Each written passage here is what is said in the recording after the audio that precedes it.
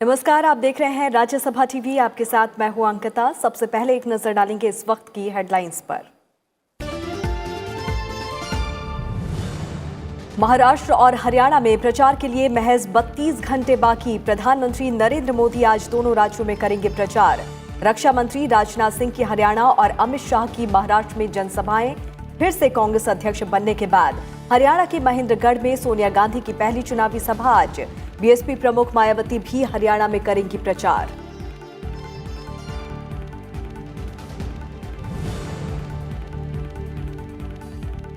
NCP नेता और केंद्रीय मंत्री प्रफुल्ल पटेल की बढ़ी मुश्किलें। प्रवर्तन निदेशालय ने गैंगस्टर इकबाल मिर्ची की कथित अवैध संपत्तियों से जुड़े मनी लॉन्ड्रिंग मामले में जांच के सिलसिले में किया तलब। मुंबई में आज हो सकती है पूछताछ। केंद्रीय मंत्री पीयूष गोयल ने कहा, जांच पूरी तरह स्वतंत्र और निष्पक्ष, प्रक्रिया में सरकार का नहीं कोई दखल।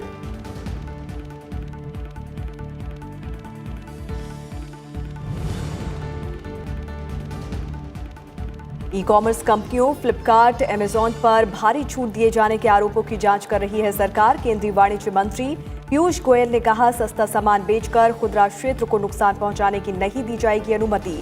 नियमों का उल्लंघन पाए जाने पर होगी कड़ी कार्रवाई।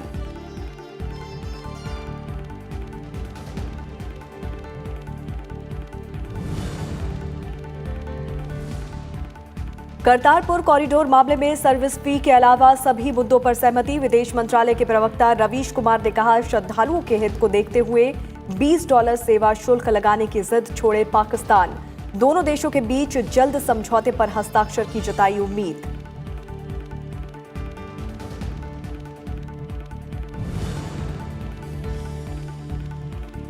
उत्तरी सीरिया में तुर्की ने कुर्द बलों के खिलाफ रोका सैन्य अभियान। अंकारा में अमेरिकी उपराष्ट्रपति माइक पेंस और तुर्की के राष्ट्रपति के बीच मुलाकात के बाद 120 घंटों के संघर्ष विराम का ऐलान। अमेरिकी राष्ट्रपति डोनाल्ड ट्रंप ने किया फैसले का स्वागत।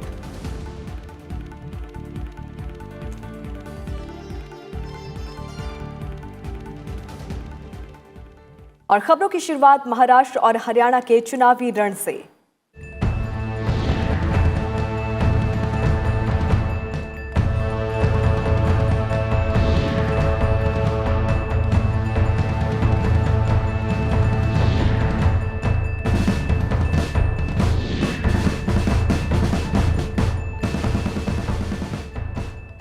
महाराष्ट्र और हरियाणा विधानसभा चुनाव प्रचार के लिए अब 32 घंटों का ही वक्त बचा है। शनिवार शाम 5 बजे दोनों राज्यों में प्रचार थम जाएगा। लिहाजा इससे पहले तमाम राजनीतिक दल प्रचार में पूरी ताकत झोंक रहे हैं ताकि 21 अक्टूबर को होने वाले मतदान में उनकी जीत सुनिश्चित हो सके। प्रधानमंत्री नरेंद्र मोदी आज दोनों राज्यों में प्रचार करने वाले हैं, जबकि कांग्रेस की अंतरिम अध्यक्ष सोनिया गांधी और बीएसपी प्रमुख मायावती हरियाणा में प्रचार करेंगी। आइए शुरुआत करते हैं महाराष्ट्र से।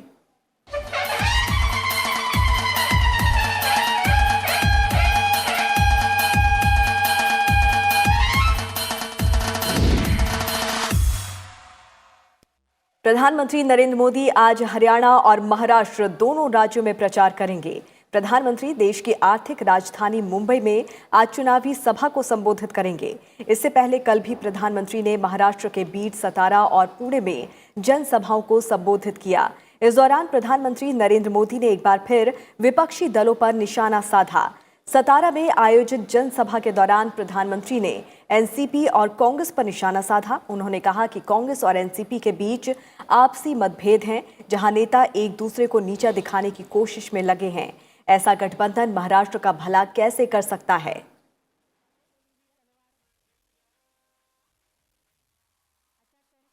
ये सतारा के साथ साथ पूरे महाराष्ट्र में कांग्रेस एनसीपी की युति की यही एक सच्चाई बची है। वहां दलों के भीतर भी दंगल है और दोनों दलों को नेताओं और कार्यकर्ताओं में भी जोरों का दंगल चल रहा है। वो एक दूसरे को हैसियत बताने के लिए बिसात बिछा रहे हैं। इनकी राजनीति का एक ही आधार है, बांटो बांटो बांटो और मलाई खाओ। क्षेत्र के विकास और किसानों की सहूलियत के मुद्दे पर प्रधानमंत्री ने केंद्र और राज्य सरकार की उपलब्धियों का जिक्र किया। उन्होंने कहा कि 90 के दशक में महाराष्ट्र में एनडीए की सरकार थी और तब किसानों के लिए कई योजनाओं को मंजूरी दी गई थी, लेकिन सरकार बदलने के बाद उन फाइलों को ठंडे बस्ते में डाल दिया गया। लेकिन बीते 5 सालों में किसानों से जुड़ी योजनाओं को रफ्तार मिली है। हमने ये सुनिश्चित किया है, केंद्र और राज्य सरकार ने हजारों करोड़ रुपए के प्रोजेक्ट यहां के लिए दिए हैं। इसमें सड़कों पर, हाईवे पर ही हजारों करोड़ रुपए खर्च किए जा रहे हैं। कराड़ गुहागर की 4 लेनिंग का काम हो या सातारा कागल की 6 लेनिंग का काम, ऐसे अनेक प्रकल्प पर आज काम चल रहा है।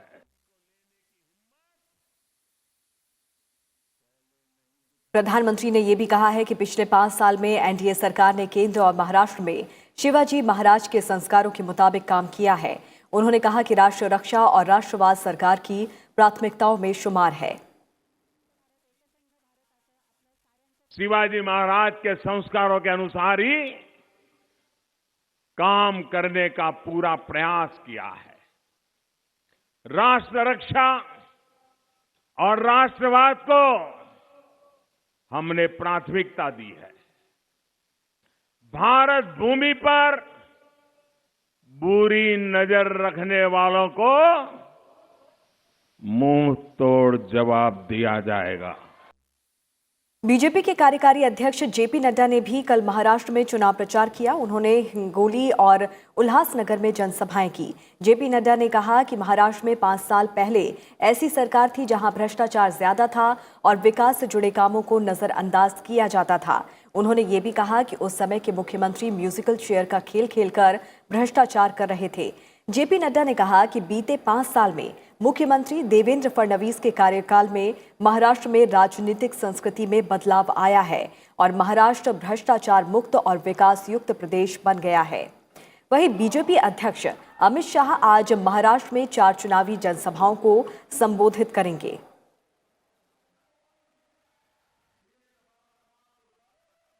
वीर सावरकर को भारत रत्न की मांग पर पूर्व प्रधानमंत्री मनमोहन सिंह ने कहा कि वो इससे सहमत नहीं हैं। हालांकि उन्होंने कहा कि पूर्व प्रधानमंत्री इंदिरा गांधी ने वीर सावरकर के लिए पोस्टल स्टैम्प जारी किया था। इस बीच पीएमओ में राज्य मंत्री डॉक्टर जितेंद्र सिंह ने 20 मई 1980 को प्रधानमंत्री के तौर पर लिखे इंदिरा गांधी के उस पत्र का हवाला दिया, जिसमें उन्होंने वीर सावरकर के आजादी के आंदोलन में अहम योगदान को स्वीकार किया था।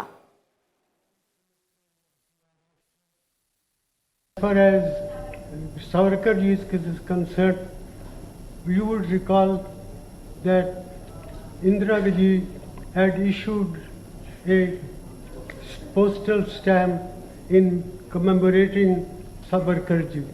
So we are not against Savarkar ji, but the question is, we are not in favor of the Hindutva ideology that Savarkar ji patronized and stood for.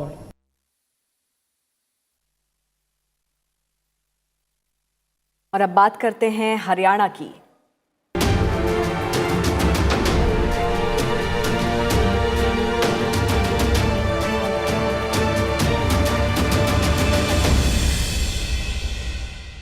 रक्षा मंत्री राजनाथ सिंह आज भी हरियाणा में चुनाव प्रचार करेंगे। वो आज झज्जर, फरीदाबाद और गुड़गांव में रैलियां करेंगे।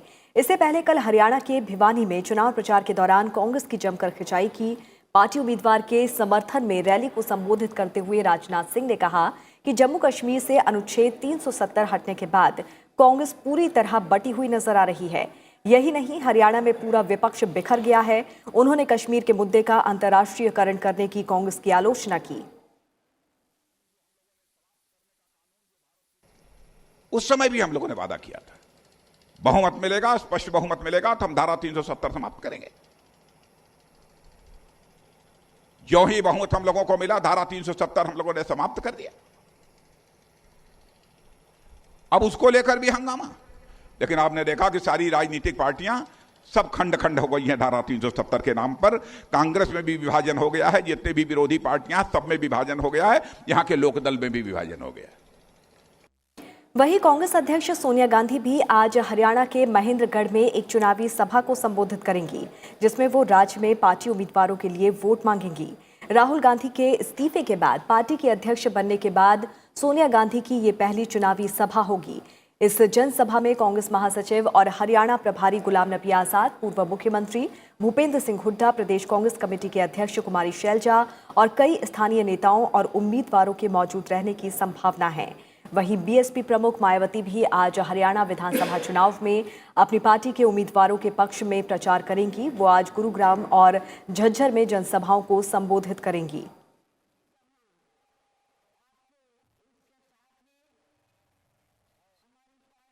और इस मामले में और अधिक जानकारी के साथ हमारे संवाददाता मोहम्मद फाते टीपू इस वक्त फिरोजपुर के छिकरा से मौजूद हैं फोन लाइन पर।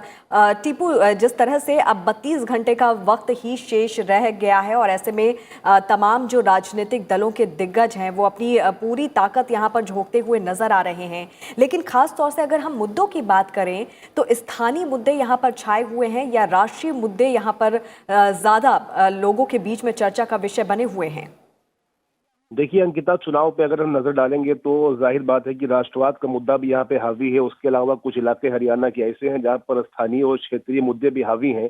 अगर हम बीजेपी की बात करें तो इस बार हरियाणा चुनाव में 75 पार का लक्ष्य पाने के लिए बीजेपी जी तोड़ मेहनत कर रही है। पीएम लगातार रैलियां यहाँ पे कर रहे हैं और चरखी दादरी कुरुक्षेत्र में पहले भी पीएम रैली कर चुके हैं। उसके अलावा आज भी उनकी पीएम की मोहाना, हिसार और रैली में माफ कीजिएगा हिसार में उनकी रैली है। उसके अलावा 19 अक्टूबर को भी पीएम रैली करेंगे। तो चारों तरफ जो दिग्गज हैं तमाम पार्टियों के वो रैली कर रहे हैं। इसके अलावा कांग्रेस ने भी पूरी ताकत झोंक दी है। कांग्रेस की जो कार्यकारी अध्यक्ष सोनिया गांधी अध्यक्ष बनने के बाद में पहली रैली वो करेंगी। उसके अलावा छत्तीसगढ़ के मुख्यमंत्री भूपेश बघेल भी रैली को संबोधित करेंगे। वहीं पूर्व केंद्रीय मंत्री सिंधिया भी यहाँ पे आ रहे हैं। तो आप अगर कहेंगे तो जो जितनी भी मुख्य पार्टियां यहाँ पे हैं, बीजेपी, कांग्रेस, इनेलो और जेजेपी समेत सारे इन पार्टियों के जो दिग्गज नेता हैं वो यहाँ पर उन्होंने पूरी ताकत लगा दी है। और खास तौर पे अगर मैं हरियाणा की सियासत का जिक्र करूं अंकिता, तो यहाँ पर पंचायत का भी एक अहम महत्व होता है। और यहाँ के जो सरपंच हैं वो भी देखते हैं कि हवा किस तरफ जा रही है और उनके जो क्षेत्रीय नेता हैं वो भी स्थानीय समीकरणों को बिठाने के लिए सरपंच से लगातार संपर्क कर रहे हैं। और जो प्रभावशाली क्षेत्रीय नेता हैं उनके माध्यम से वो अपने लिए चुनाव को अपने पक्ष में करने की जीतोड़ कोशिश कर रहे हैं। अंकिता, चलिए, बहुत बहुत शुक्रिया टीपू इस तमाम बातचीत के लिए, तमाम जानकारी के लिए। और आगे बढ़ते हैं। हरियाणा विधानसभा चुनाव में पहली बार मैदान में उतरी जननायक जनता पार्टी ने अपना चुनावी घोषणा पत्र जारी कर दिया है। घोषणा पत्र में युवाओं के लिए पार्टी ने लुभावना वादा किया है। घोषणा पत्र में कहा गया है कि पार्टी के सत्ता में आने पर 75% नौकरियां हरियाणा के युवाओं को दी जाएंगी। साथ ही पार्टी ने घोषणा पत्र में बेरोजगार युवकों के लिए 11,000 रुपए मासिक भत्ता देने का ऐलान किया है। वहीं किसानों के लिए भी फसल के समर्थन मूल्य पर 100 रुपए ज्यादा देने की बात कही गई है।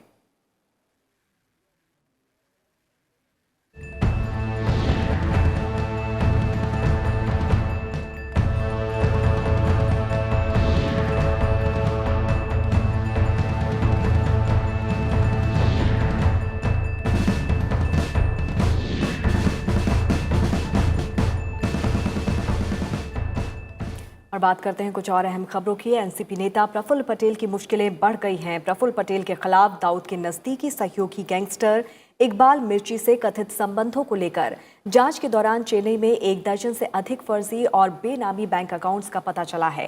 इन खातों का इस्तेमाल मनी लॉन्ड्रिंग के लिए किया जाता था। ईडी ने प्रफुल्ल पटेल को पूछताछ के लिए आज तलब किया है। इकबाल मिर्ची 1993 बम विस्फोट मामले का आरोपी था। कुछ साल पहले लंदन में उनकी मौत हो गई थी। इस बीच केंद्रीय मंत्री पीयूष गोयल ने कहा कि जांच पूरी तरह स्वतंत्र और निष्पक्ष है और प्रक्रिया में सरकार का कोई दखल नहीं है। मैं समझता हूं उसके ऊपर पूरी इन्वेस्टिगेशन चल रही है। आखिर बेबुनियाद तो कोई बात पे इन्वेस्टिगेशन होती नहीं है। जो खबर, जो जानकारी डिपार्टमेंट इन्वेस्टिगेटिव एजेंसी को मिली होगी उसी के आधार पे कार्रवाई होती है। और हमारी सरकार ने स्पष्ट 5 वर्ष तक ये नीति रखी है कि हमें कोई भी इन्वेस्टिगेटिव प्रोसेस, जुडिशियल प्रोसेस में दखल अंदाजी हम में से किसी ने देना नहीं है। जो कार्रवाई होती है वो इन्वेस्टिगेटिव एजेंसीज और कोर्ट के माध्यम से फ्री एंड फेयर जस्टिस मिले सबको, उसके हिसाब से होती है। लेकिन क्लियरली अगर कोई विषय इतना उजागर हुआ है तो इसमें हम सबको चिंता करने की बात है कि क्या कुछ नेताओं का ऐसे तत्वों के साथ कुछ संबंध है या कुछ पार्टियों का ऐसे तत्वों के साथ संबंध है। फेस्टिव सीजन में हर साल अरबों डॉलर का कारोबार करने वाली ई कॉमर्स कंपनियों पर शिकंजा कस सकता है। सरकार भारी छूट के साथ बाजार बिगाड़ने वाली कीमत पर उत्पादों को बेचे जाने के आरोपों को लेकर ई कॉमर्स कंपनियों फ्लिपकार्ट और अमेजॉन की जांच कर रही है। वाणिज्य मंत्री पीयूष गोयल ने ये जानकारी दी। उन्होंने कहा कि इन कंपनियों को विस्तृत सवाल भेजे गए हैं और उनके जवाब का इंतजार है। उन्होंने चेतावनी देते हुए कहा है कि अगर किसी तरह का उल्लंघन पाया जाता है तो कानून के तहत कड़ी कार्रवाई की जाएगी।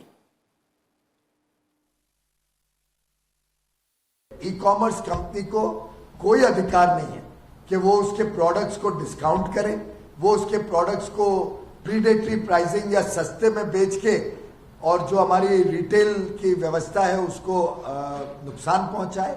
मेरे समक्ष कुछ कंप्लेंट्स आई हैं हाल ही में, उसके ऊपर कॉमर्स मिनिस्ट्री ने 2 दिन पहले भी क्वेश्चनर भेज के बहुत सारी जानकारियां मांगी है। एक सप्लीमेंट्री क्वेश्चनर दिया जा रहा है, उसकी पूरी डिटेल्स आने के बाद इसको जो नेसेसरी एक्शन होगा सख्त से सख्त कार्रवाई की जाएगी। करतारपुर कॉरिडोर के शुरू होने से पहले भारत ने पाकिस्तान से कहा है कि श्रद्धालुओं के हित को देखते हुए वो सेवा शुल्क नहीं लगाएं।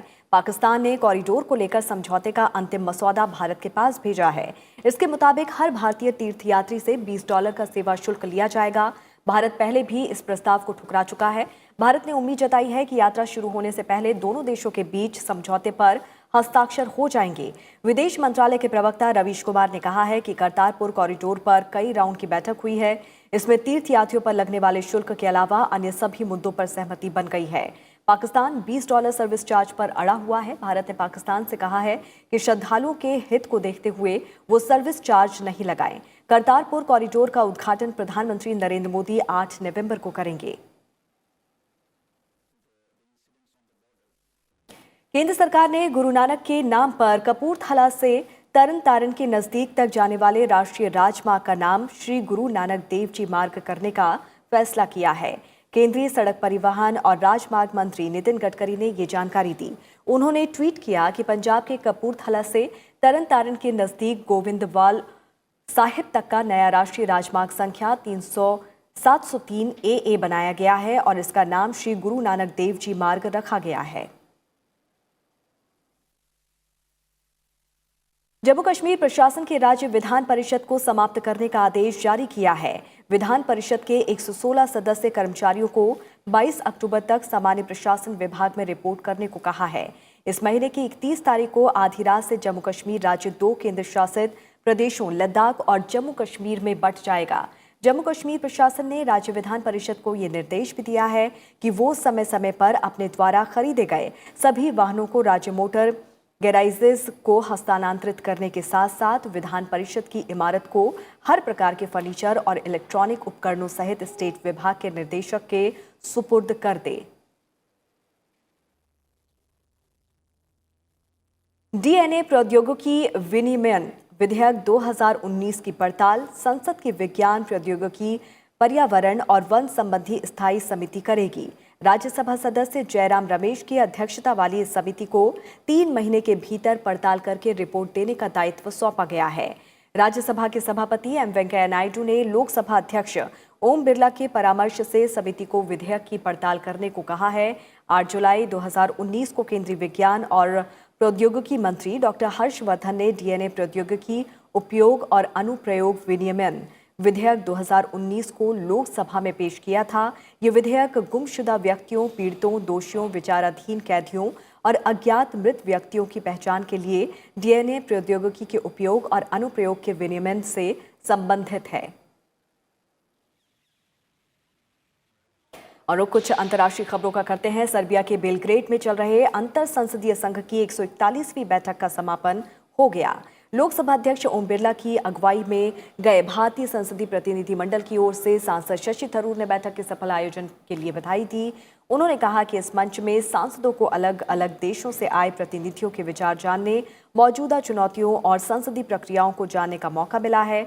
उन्होंने जलवायु परिवर्तन को लेकर भारत के प्रस्ताव का समर्थन करने के लिए आभार व्यक्त किया। We believe that as a forum in which parliamentarians have an opportunity to talk to each other, have an opportunity to exchange thoughts on some of the most important issues facing the world today, if we can go beyond the ways in which governments tend to function with each other in intergovernmental forums and treat ourselves as colleagues accountable to our peoples whom we represent, and at the same time working with each other for the benefit of our common humanity, I think we would all be the gainers. Once again, many thanks to the delegations that supported our resolution on climate change, which has come through the drafting committee process in a very constructive way. We're looking forward to its formal adoption today. And with renewed thanks to the President, the Secretary General, and of course to the people and government and National Assembly of Serbia, who contributed so much to the successful and efficient organization of the IPU session. इससे पहले अंतर संसदीय संघ के सत्र में the rise of participatory and direct democracy विषय पर बोलते हुए सांसद कनिमोझी करुणानिधि ने कहा कि भारत ने संसद से लेकर स्थानीय स्तर पर जनता की लोकतंत्र में भागीदारी सुनिश्चित करने की कोशिश की है। राज्यसभा के महासचिव देश दीपक वर्मा ने लोकतंत्र में जनता की भागीदारी और कानून निर्माण के विषय को एक दूसरे से जुड़ा हुआ बताया। उन्होंने कहा कि लोकतंत्र में जनता की राय के साथ कानून निर्माण में भी उनकी सक्रिय भूमिका जरूरी है। I think in today's world, parliaments and democracies are turning more towards becoming more participatory and taking more input from people and their opinions. They are, and there is a lot of expectation from people that their opinion has to become the part of legislative processes rather than it being only what the governments decide. So that is what we are also trying to put forward here. I think in India, we have achieved this to a large extent because we've emphasized on local administrations and people have been able to participate more in the administrative and the legislative process. I want to make just two brief points. The first point that I wish to make is that the second subject, which is regarding who makes the law, and the first is the democracy, the participative democracy. Can we think of clubbing the two topics? Because it could be that even though it could be a participatory system of taking the people's views and opinions and the stakeholders' views, but in actual lawmaking, that kind of a participation is not reflected. So to look into that aspect, if I would wish that when you are preparing the report, you would also reflect on that topic.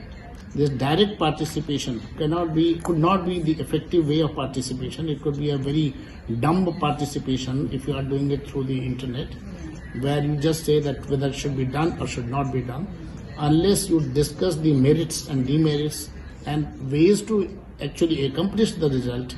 That cannot be an intelligent participation. So it would be required that we have a participatory democracy.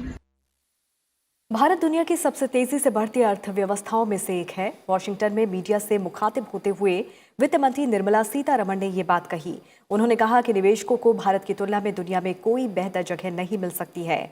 IMF के मुख्यालय में उन्होंने अंतर्राष्ट्रीय निवेशकों को आश्वासन दिया कि सरकार लगातार सुधार लाने के लिए काम कर रही है। वित्त मंत्री ISF और विश्व बैंक की सालाना में भाग लेने के लिए अमेरिका के दौरे पर हैं। सीरिया में युद्ध विराम को लेकर अमेरिका और तुर्की के बीच समझौता हो गया है। तुर्की सीरिया में अब 5 दिनों तक कोई भी सैन्य ऑपरेशन नहीं करेगा। इस बात की घोषणा अमेरिकी उपराष्ट्रपति माइक पेंस ने की है।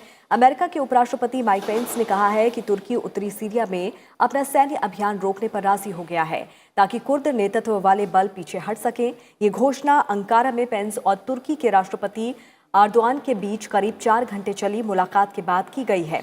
समझौते के बाद अमेरिका के राष्ट्रपति डोनाल्ड ट्रंप ने भी प्रतिक्रिया दी है। उन्होंने कहा है कि ये सबके लिए अच्छा है। उन्होंने कहा कि अमेरिका के लिए गर्व की बात है। इस समझौते के लिए कई साल से कोशिश चल रही थी। करोड़ों जिंदगियां बच जाएंगी। They really did. The Kurds were great.